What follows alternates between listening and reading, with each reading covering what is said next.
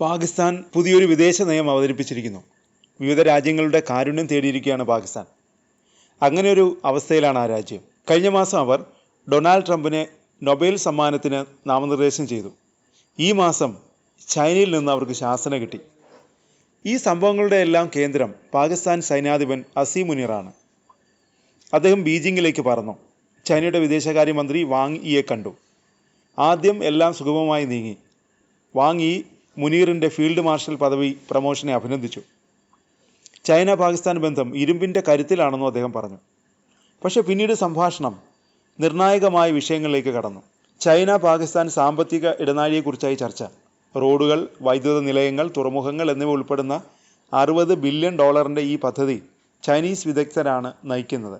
എന്നാൽ പ്രാദേശിക ജനങ്ങൾക്ക് ഈ നിക്ഷേപങ്ങളിൽ നിന്ന് യാതൊരു ഗുണവും ലഭിക്കുന്നില്ല. ഈ അതൃപ്തി ആക്രമണങ്ങളിലേക്ക് നയിച്ചു.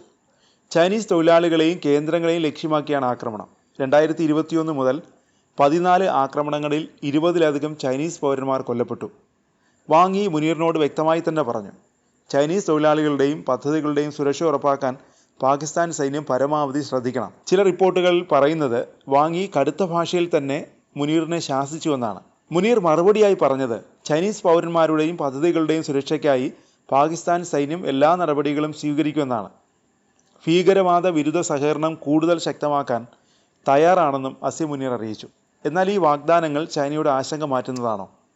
ചൈന പാകിസ്ഥാൻ സാമ്പത്തിക ഇടനാഴിയുടെ ഒരു പ്രധാന ഭാഗമാണ് ബലൂചിസ്ഥാനിലെ ഗ്വാദർ തുറമുഖം. ഈ തുറമുഖം ഇപ്പോൾ ഒരു പ്രേത നഗരമാണ്.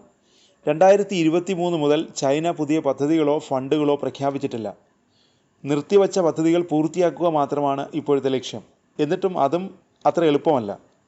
ചൈനയുടെ നിക്ഷേപങ്ങൾ പ്രതീക്ഷിച്ച ഫലം നൽകുന്നില്ല. ആക്രമണങ്ങൾ അവരുടെ ആശങ്ക വർദ്ധിപ്പിക്കുന്നു. പാകിസ്ഥാനും ഇതിൽ വേവലാതിയുണ്ട്.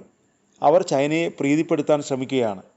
ചൈനീസ് തൊഴിലാളികളെ സംരക്ഷിക്കാൻ പോലീസുകാർക്ക് സൈനിക പരിശീലനം നൽകുന്നു.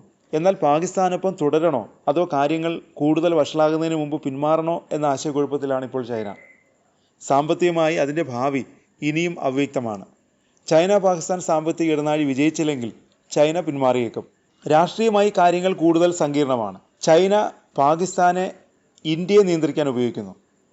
ഓപ്പറേഷൻ സിന്ദൂർ സമയത്ത് ഇന്ത്യൻ സൈനികരെ നിരീക്ഷിക്കാൻ ചൈന ഉപഗ്രഹങ്ങൾ ഉപയോഗിച്ച് പാകിസ്ഥാൻ വിവരങ്ങൾ നൽകി. പാകിസ്ഥാൻ്റെ ഭൂരിഭാഗം ആയുധങ്ങളും ചൈനയിൽ നിന്നാണ്. 2023 ചൈന പാകിസ്ഥാൻ പ്രസ്താവനയിൽ ചൈന പാകിസ്ഥാൻ്റെ പരമാധികാരവും സ്വാതന്ത്ര്യവും ഉറപ്പാക്കുമെന്ന് വ്യക്തമായി പറഞ്ഞിരുന്നു.